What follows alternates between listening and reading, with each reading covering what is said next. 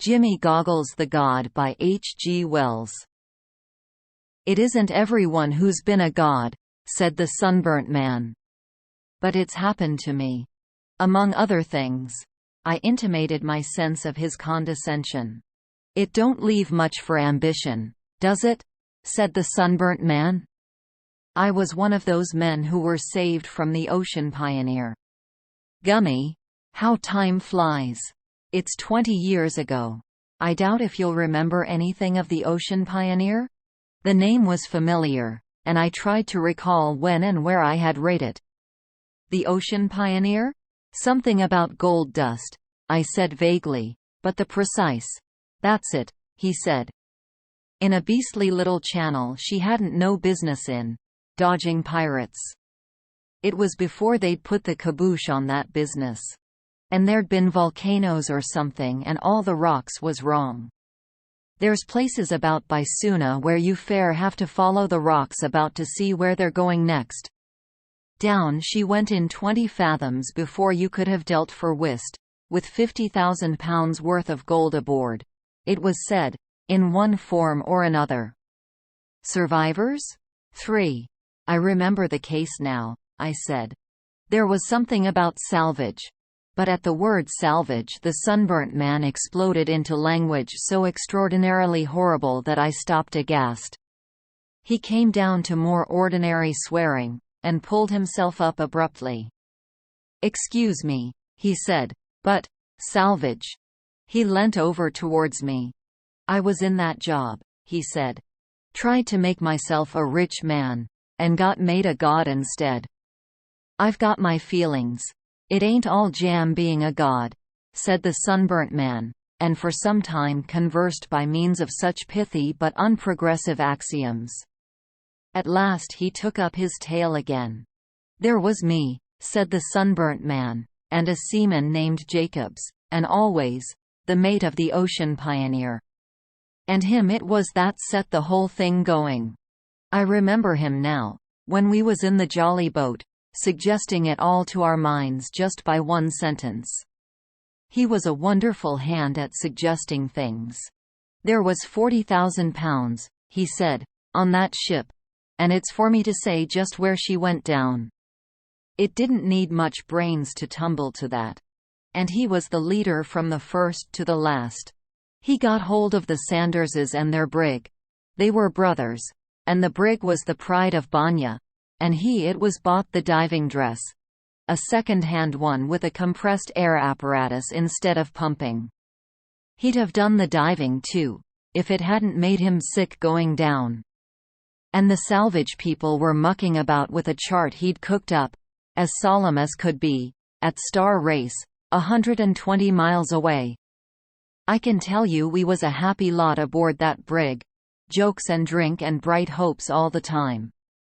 It all seemed so neat and clean and straightforward, and what rough chaps call a cert. And we used to speculate how the other blessed lot, the proper salvagers, who'd started 2 days before us, were getting on, until our sides fairly ached. We all messed together in the Sanderses' cabin. It was a curious crew, all officers and no men, and there stood the diving dress waiting its turn. Young Sanders was a humorous sort of chap, and there certainly was something funny in the confounded thing's great fat head and its stare, and he made us see it too. Jimmy Goggles, he used to call it, and talk to it like a Christian. Asked if he was married, and how Mrs. Goggles was, and all the little Goggleses. Fit to make you split. And every blessed day all of us used to drink the health of Jimmy Goggles in rum, and unscrew his eye and pour a glass of rum in him, until, instead of that nasty Macintoshiness, he smelt as nice in his inside as a cask of rum. It was jolly times we had in those days, I can tell you. Little suspecting, poor chaps. What was a-coming? We weren't going to throw away our chances by any blessed hurry, you know. And we spent a whole day sounding our way towards where the Ocean Pioneer had gone down, right between two chunks of ropey gray rock, lava rocks that rose nearly out of the water. We had to lay off about half a mile to get a safe anchorage, and there was a thundering row who should stop on board. And there she lay just as she had gone down, so that you could see the top of the masts that was still standing perfectly distinctly. The row ending in all coming in the boat. I went down in the diving dress on Friday morning directly it was light. What a surprise it was! I can see it all now quite distinctly. It was a queer-looking place, and the light was just coming. People over here think every blessed place in the tropics is a flat shore and palm trees and surf, bless 'em. This place, for instance, wasn't a bit that way. Not common rocks they were, undermined by waves, but great curved banks like ironwork cinder heaps, with green slime below, and thorny shrubs and things just waving upon them here and there, and the water glassy calm and clear, and showing you a kind of dirty grey-black shine, with huge flaring red-brown weeds spreading motionless, and crawling and darting things going through it. And far away beyond the ditches and pools and the heaps was a forest on the mountain flank, growing again after the fires and cinder showers of the last eruption. And the other way forest, too, and a kind of broken—what is it?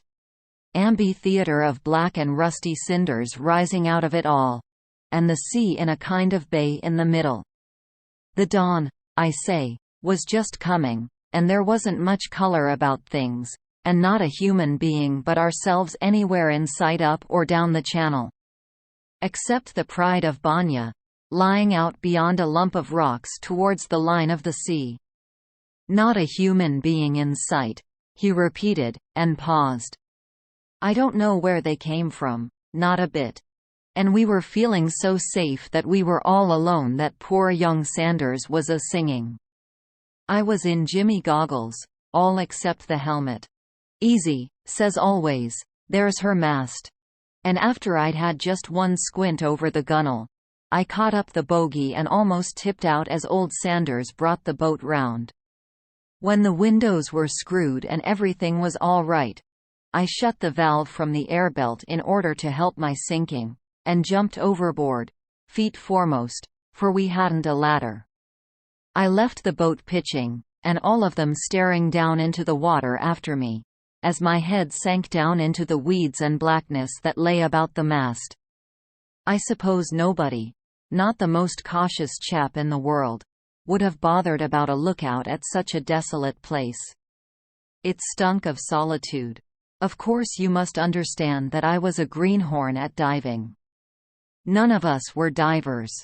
We'd had to muck about with the thing to get the way of it, and this was the first time I'd been deep. It feels damnable. Your ears hurt beastly. I don't know if you've ever hurt yourself yawning or sneezing, but it takes you like that, only 10 times worse. And a pain over the eyebrows here, splitting, and a feeling like influenza in the head. And it isn't all heaven in your lungs and things. And going down feels like the beginning of a lift, only it keeps on.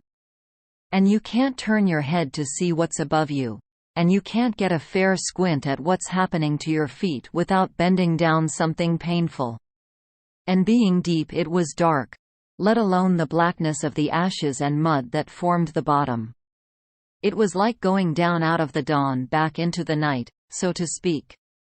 The mast came up like a ghost out of the black, and then a lot of fishes, and then a lot of flapping red seaweed, and then whack I came with a kind of dull bang on the deck of the Ocean Pioneer, and the fishes that had been feeding on the dead rose about me like a swarm of flies from roadstuff in summer time. I turned on the compressed air again, for the suit was a bit thick and Macintoshery after all, in spite of the rum, and stood recovering myself.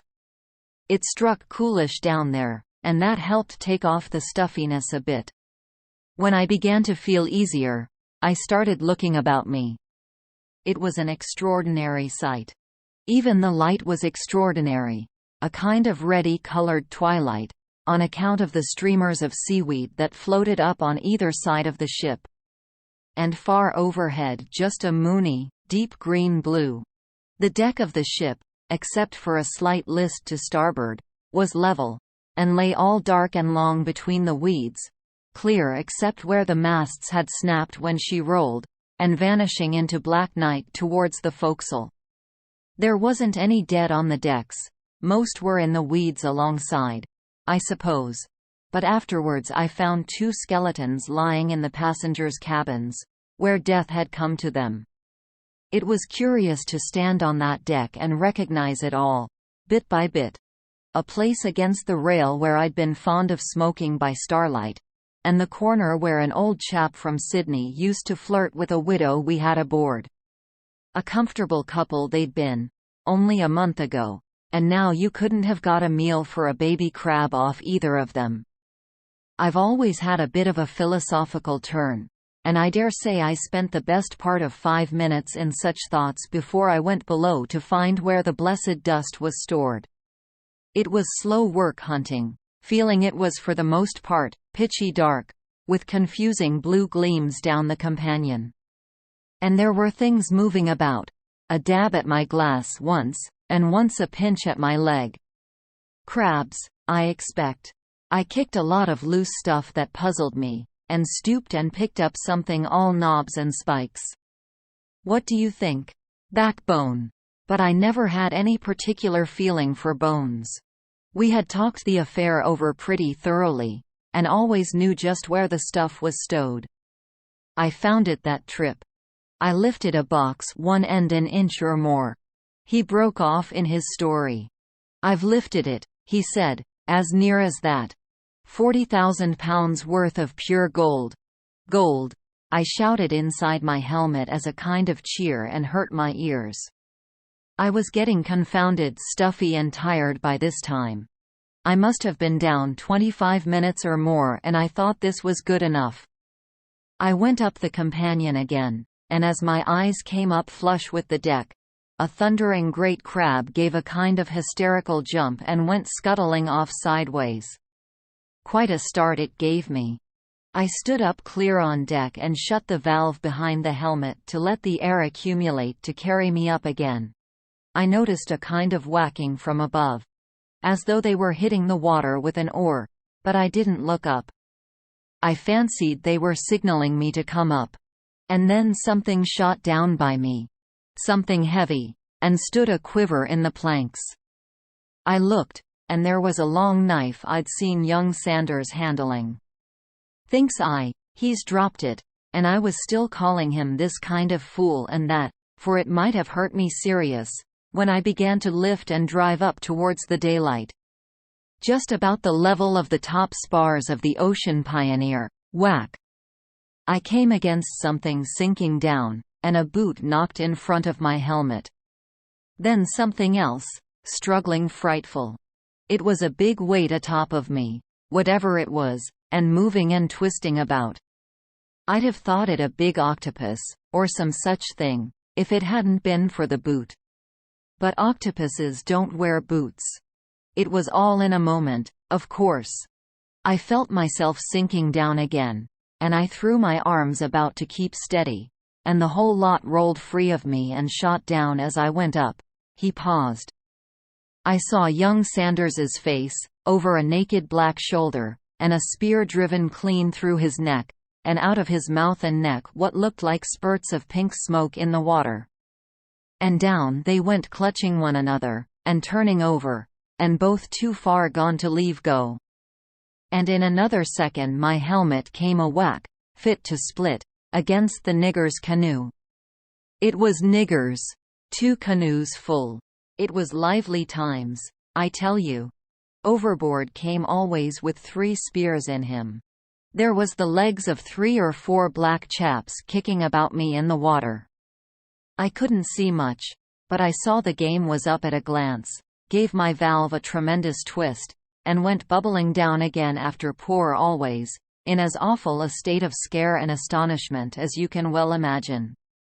I passed young Sanders and the nigger going up again and struggling still a bit, and in another moment I was standing in the dim again on the deck of the Ocean Pioneer. Gummy, thinks I, here's a fix. Niggers? At first I couldn't see anything for it but stifle below or stabs above. I didn't properly understand how much air there was to last me, but I didn't feel like standing very much more of it down below. I was hot and frightfully heady, quite apart from the blue funk I was in. We'd never repined with these beastly natives, filthy Papuan beasts. It wasn't any good, coming up where I was, but I had to do something. On the spur of the moment, I clambered over the side of the brig and landed among the weeds, and set off through the darkness as fast as I could. I just stopped once and knelt, and twisted back my head in the helmet and had a look up. It was a most extraordinary bright green-blue above, and the two canoes and the boat floating there very small and distant like a kind of twisted H, and it made me feel sick to squint up at it, and think what the pitching and swaying of the three meant. It was just about the most horrible 10 minutes I ever had, blundering about in that darkness, pressure something awful, like being buried in sand, pain across the chest, sick with funk, and breathing nothing as it seemed but the smell of rum and mackintosh. Gummy. After a bit, I found myself going up a steepish sort of slope. I had another squint to see if anything was visible of the canoes and boats, and then kept on. I stopped with my head a foot from the surface, and tried to see where I was going, but, of course, nothing was to be seen but the reflection of the bottom. Then out I dashed like knocking my head through a mirror. Directly I got my eyes out of the water, I saw I'd come up a kind of beach near the forest. I had a look round, but the natives and the brig were both hidden by a big, hummocky heap of twisted lava. The born fool in me suggested a run for the woods. I didn't take the helmet off, but eased open one of the windows, and, after a bit of a pant, went on out of the water. You'd hardly imagine how clean and light the air tasted. Of course, with 4 inches of lead in your boot soles, and your head in a copper knob the size of a football, and been 35 minutes under water, you don't break any records running. I ran like a plowboy going to work. And halfway to the trees I saw a dozen niggers or more, coming out in a gaping, astonished sort of way to meet me. I just stopped dead, and cursed myself for all the fools out of London. I had about as much chance of cutting back to the water as a turned turtle. I just screwed up my window again to leave my hands free, and waited for them. There wasn't anything else for me to do. But they didn't come on very much. I began to suspect why. "Jimmy Goggles," I says, "it's your beauty does it." I was inclined to be a little light-headed, I think, with all these dangers about and the change in the pressure of the blessed air. "Who are ye staring at?" I said, as if the savages could hear me. "What dey take me for? I'm hanged if I don't give you something to stare at," I said, and with that I screwed up the escape valve and turned on the compressed air from the belt, until I was swelled out like a blown frog. Regular imposing it must have been. I'm blessed if they'd come on a step. And presently one and then another went down on their hands and knees. They didn't know what to make of me, and they was doing the extra polite, which was very wise and reasonable of them. I had half a mind to edge back seaward and cut and run, but it seemed too hopeless. A step back and they'd have been after me. And out of sheer desperation I began to march towards them up the beach, with slow, heavy steps, and waving my blown-out arms about, in a dignified manner. And inside of me I was singing as small as a tomtit. But there's nothing like a striking appearance to help a man over a difficulty. I've found that before and since. People like ourselves, who are up to diving dresses by the time we're 7, can scarcely imagine the effect of one on a simple-minded savage. 1 or 2 of these niggers cut and run. The others started in a great hurry trying to knock their brains out on the ground. And on I went as slow and solemn and silly-looking and artful as a jobbing plumber. It was evident they took me for something immense. Then up jumped one and began pointing. making extraordinary gestures to me as he did so, and all the others began sharing their attention between me and something out at sea. "What's the matter now?" I said. I turned slowly on account of my dignity, and there I saw, coming round a point, the poor old Pride of Banya towed by a couple of canoes. The sight fairly made me sick. But they evidently expected some recognition, so I waved my arms in a striking sort of non-committal manner. And then I turned and stalked on towards the trees again. At that time I was praying like mad. I remember, over and over again, "Lord, help me through with it. Lord, help me through with it." It's only fools who know nothing of dangers can afford to laugh at praying. But these niggers weren't going to let me walk through and away like that. They started a kind of bowing dance about me, and sort of pressed me to take a pathway that lay through the trees. It was clear to me they didn't take me for a British citizen, whatever else they thought of me, and for my own part one was never less anxious to own up to the old country. You'd hardly believe it, perhaps, unless you're familiar with savages, but these poor misguided, ignorant creatures took me straight to their kind of joss place to present me to the blessed old black stone there. By this time I was beginning to sort of realize the depth of their ignorance, and directly I set eyes on this deity I took my cue. I started a baritone howl, "Wow wow," very long on one note, and began waving my arms about a lot, and then very slowly and ceremoniously turned their image over on its side and sat down on it. I wanted to sit down badly, for diving dresses ain't much wear in the tropics. Or, to put it different like, they're a sight too much. It took away their breath. I could see, my sitting on their joss, but in less time than a minute they made up their minds and were hard at work worshipping me. And I can tell you I felt a bit relieved to see things turning out so well, in spite of the weight on my shoulders and feet. But what made me anxious was what the chaps in the canoes might think when they came back. If they'd seen me in the boat before I went down, and without the helmet on, for they might have been spying and hiding since overnight, they would very likely take a different view from the others. I was in a deuce of a stew about that for hours, as it seemed, until the shindy of the arrival began. But they took it down. The whole blessed village took it down. At the cost of sitting up stiff and stern, as much like those sitting Egyptian images one sees as I could manage, for pretty nearly 12 hours, I should guess at least, on end, I got over it. You'd hardly think what it meant in that heat and stink. I don't think any of them dreamt of the man inside. I was just a wonderful leathery great joss that had come up with luck out of the water. But the fatigue, the heat, the beastly closeness, the macintoshiness and the rum, and the fuss. They lit a stinking fire on a kind of lava slab there was before me, and brought in a lot of gory muck, the worst parts of what they were feasting on outside, the beasts, and burnt it all in my honor. I was getting a bit hungry. But I understand now how gods manage to do without eating, what with the smell of burnt offerings about them. And they brought in a lot of the stuff they'd got off the brig and, among other stuff, what I was a bit relieved to see, the kind of pneumatic pump that was used for the compressed air affair, and then a lot of chaps and girls came in and danced about me something disgraceful. It's extraordinary the different ways different people have of showing respect.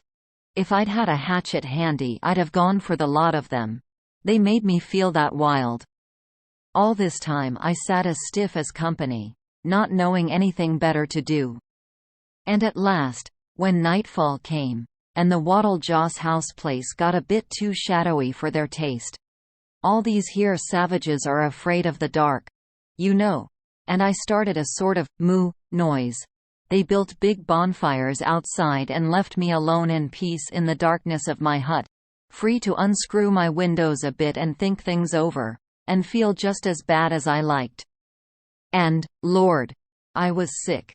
I was weak and hungry, and my mind kept on behaving like a beetle on a pin. Tremendous activity and nothing done at the end of it. Come round just where it was before.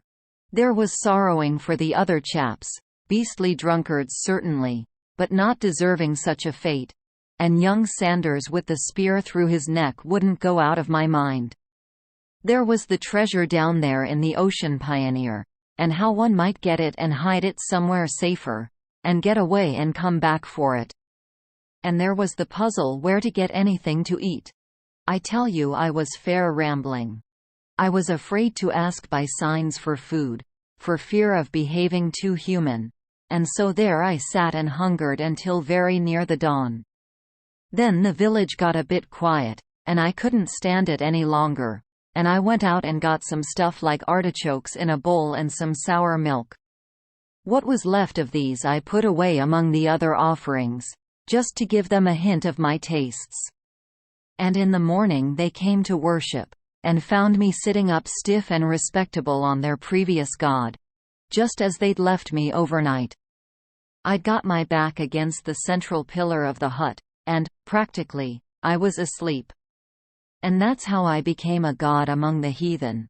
A false god, no doubt, and blasphemous, but one can't always pick and choose. Now, I don't want to crack myself up as a god beyond my merits, but I must confess that while I was god to these people, they was extraordinary successful. I don't say there's anything in it, mind you. They won a battle with another tribe. I got a lot of offerings I didn't want through it.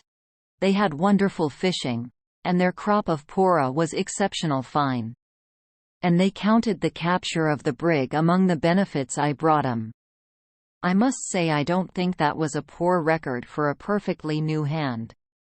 And, though perhaps you'd scarcely credit it, I was the tribal god of those beastly savages for pretty nearly 4 months. What else could I do, man? But I didn't wear that diving dress all the time. I made 'em rig me up a sort of holy of holies, and a deuce of a time I had too, making them understand what it was I wanted them to do. That indeed was the great difficulty, making them understand my wishes. I couldn't let myself down by talking their lingo badly, even if I'd been able to speak at all, and I couldn't go flapping a lot of gestures at them. So I drew pictures in sand and sat down beside them and hooted like 1 o'clock. Sometimes they did the things I wanted all right, and sometimes they did them all wrong. They was always very willing, certainly. All the while I was puzzling how I was to get the confounded business settled. Every night before the dawn I used to march out in full rig and go off to a place where I could see the channel in which the Ocean Pioneer lay sunk, and once even, one moonlight night, I tried to walk out to her, but the weeds and rocks and dark clean beat me. I didn't get back till full day. And then I found all those silly niggers out on the beach praying their sea god to return to them. I was that vexed and tired, messing and tumbling about, and coming up and going down again. I could have punched their silly heads all round when they started rejoicing. I'm hanged if I like so much ceremony. And then came the missionary. That missionary! It was in the afternoon, and I was sitting in state in my outer temple place, sitting on that old black stone of theirs when he came. I heard a row outside and jabbering, and then his voice speaking to an interpreter. They worship stocks and stones, he said, and I knew what was up, in a flash. I had one of my windows out for comfort, and I sang out straight away on the spur of the moment. Stocks and stones, I says. You come inside, I says, and I'll punch your blooming head. There was a kind of silence and more jabbering, and in he came, Bible in hand, after the manner of them, a little sandy chap in specs and a pith helmet. I flatter myself that me sitting there in the shadows, with my copper head and my big goggles, struck him a bit of a heap at first. Well, I says, how's the trade in calico? For I don't hold with missionaries. I had a lark with that missionary. He was a raw hand, and quite outclassed with a man like me. He gasped out who was I, and I told him to read the inscription at my feet if he wanted to know. Down he goes to read, and his interpreter, being of course as superstitious as any of them, took it as an act of worship and plumped down like a shot. All my people gave a howl of triumph, and there wasn't any more business to be done in my village after that journey, not by the likes of him. But, of course, I was a fool to choke him off like that. If I'd had any sense, I should have told him straight away of the treasure and taken him into Co. I've no doubt he'd have come into Co. A child, with a few hours to think it over, could have seen the connection between my diving dress and the loss of the Ocean Pioneer. A week after he left, I went out one morning and saw the Motherhood, the salver's ship from Star Race, towing up the channel and sounding. The whole blessed game was up, and all my trouble thrown away. Gummy, how wild I felt! And guying it in that stinking silly dress. 4 months. The sunburnt man's story degenerated again. Think of it, he said, when he emerged to linguistic purity once more. 40,000 pounds worth of gold. Did the little missionary come back? I asked. Oh, yes. Bless him. And he pledged his reputation there was a man inside the god, and started out to sea as much with tremendous ceremony. But there wasn't. He got sold again. I always did hate scenes and explanations, and long before he came I was out of it all. Going home to Banya along the coast, hiding in bushes by day, and thieving food from the villages by night. Only weapon, a spear. No clothes, no money. Nothing. My face was my fortune, as the saying is. And just a squeak of 8,000 pounds of gold, 5th share. But the natives cut up Rusty, thank goodness, because they thought it was him had driven their luck away. End. Subscribe to my channel to receive notifications of new audiobooks. If you liked the material, you can give it a thumbs up.